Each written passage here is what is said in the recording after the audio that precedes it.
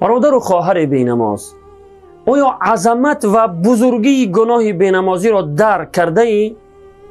آیا میدانی که عاقبت گناه بینمازی چیست؟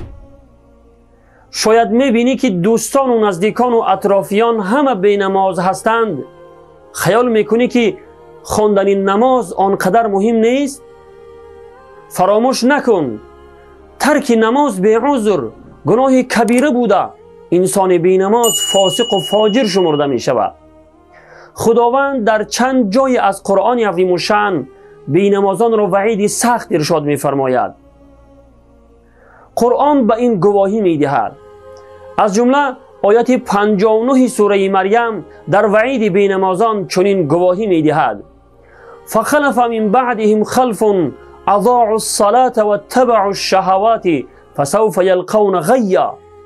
اما پس از آنان فرزندان ناخلف جانشین شدند که نماز را ضایع کردند، یعنی نماز را ترک کردند و از شهوات و خواهشات نفس پیروی نمودند و بزودی مجازات گمراهی خود را خواهند دید.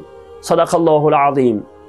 برادر و خواهر بینماز، ببین که خداوند در این آیه بینمازان را وعیدی سخت می کند. می فرماید انسانهایی که پیروی از خواهشات نفس می کنند و نماز را ترک می کنند بزودی مجازات گمراهی خود را خواهند دید.